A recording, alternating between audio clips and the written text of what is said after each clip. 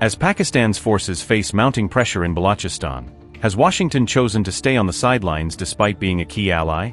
With the BLA claiming significant gains, does this escalation come alongside growing tensions between Iran and Islamabad?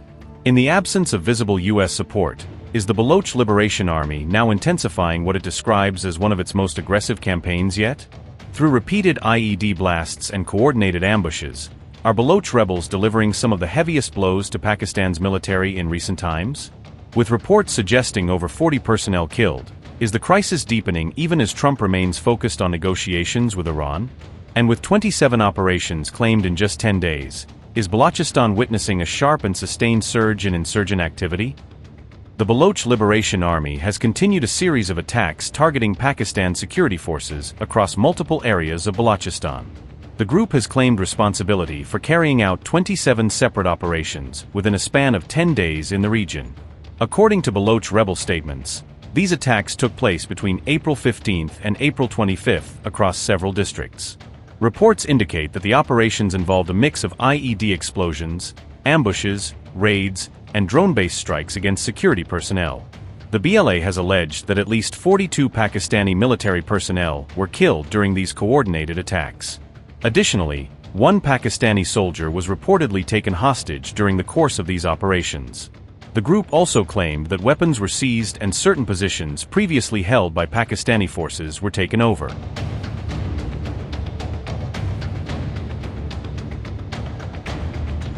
The wave of attacks was reportedly executed in multiple phases across different locations in Balochistan.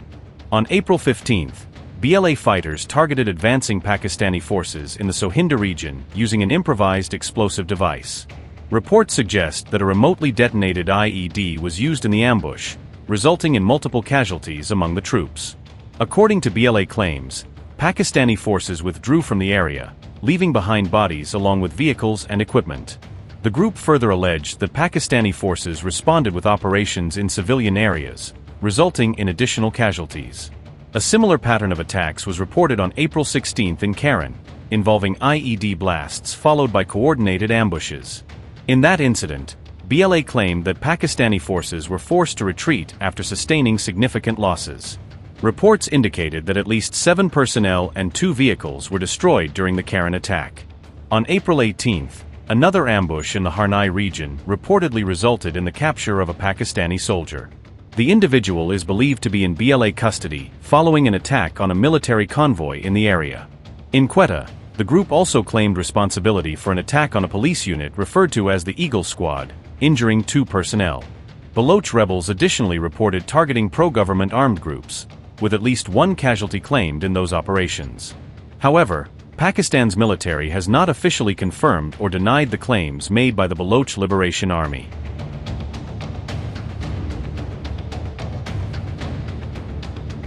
Iran has reportedly pushed a new approach to end its standoff with the United States, focusing specifically on the Strait of Hormuz while sidestepping other core disputes. On April 26th, Axios reported that Iran has submitted a new proposal aimed at opening the Strait of Hormuz and bringing the war to a close, at least in the maritime domain. However, in its bid to seek de-escalation on the naval front, Tehran is said to have refused to negotiate the nuclear issue at this stage, maintaining a clear separation between the two dossiers. Experts say diplomacy is stuck in a stalemate, with deep divisions within Iran's leadership over how far it can go in making nuclear concessions without undermining the regime's prestige and security. For President Donald Trump, dismantling Iran's nuclear program has been a central pillar of the war strategy, making Tehran's reluctance on that front a major obstacle to any deal. Trump is using the leverage of the Strait of Hormuz blockade to pressure Iran into dismantling its uranium stockpile and permanently halting enrichment activity as the core condition of any agreement. You said to Reuters that we're dealing with who is in charge now. What changed from yesterday to today? Nothing. It's just that they gave us a paper that should have been better. And interestingly, immediately when I canceled it, within 10 minutes we got a new paper that was much better. What was on that paper, sir? We talked about they will not have a nuclear weapon. It's very simple. Look, that whole deal is not complicated. Iran cannot have a nuclear weapon. It's very simple. Is the ceasefire remaining? Will you continue the ceasefire? Haven't even thought about it yet. Did they offer anything in return to 20 years of suspending enriched uranium? They offered a lot. What but did they offer? They offered a lot, but not enough. Thank you. The revelation of Iran's new Hormuz-only proposal came amid Trump's planned Situation Room meeting with the top national security team on April 27th, time to review the next phase of the campaign. Reports indicate that the meeting with the president's top advisors will focus on deciding Washington's next move, including whether to entertain a limited deal on the Strait or press for a broader nuclear bargain. Meanwhile, diplomatic efforts over the weekend have reportedly failed, with Iran rejecting the idea of a new round of talks in Pakistan, at least under the current framework. Behind the scenes, Iran's Foreign Minister Abbas Araghchi is said to have pitched the Hormuz-focused plan to mediators in Pakistan, Egypt, Turkey, and Qatar, testing the regional appetite for partial de-escalation. Araghchi has clarified that there is no consensus within Iran on meeting US nuclear demands, reflecting the internal political battle over how much to concede while maintaining national security. The White House has acknowledged receiving the Iranian proposal but has not yet indicated whether it will be seriously considered, leaving the door open but not yet walked through. Senior officials maintain that any eventual deal must ensure Iran never obtains a nuclear weapon, reiterating that the US will not accept a nuclear-capable Iran even if the Strait of Hormuz is reopened.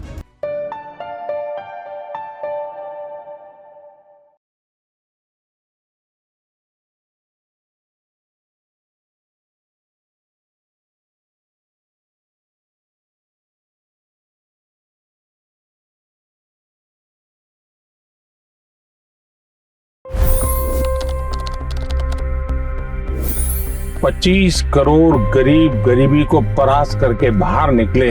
For the good of our nation, let's work together and let's truly make America great again. The fastest news breaks. Requested PM saying that look, you will have to speak to Putin and to Zelensky. The biggest news makers. The relationship with India is probably the most important bilateral relationship the US will have for the rest of this century. The capital delivered quite an election result today. Expert analysis. The million-dollar question today is how to stop this dance of death. Ground reports. I'm standing at the crossroad of the Kumbh Mela. Behind me are more than 100 entry guards. Long-form interviews. Exclusionary politics is reflected in Manipur case as well. You don't bother because this is a small state.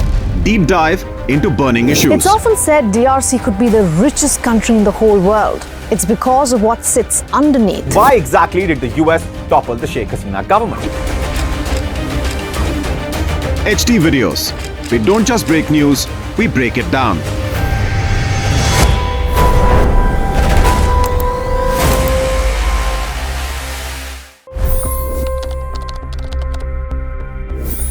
$25 crore गरीब गरीबी को परास्त करके बाहर निकले। For the good of our nation, let's work together and let's truly make America great again.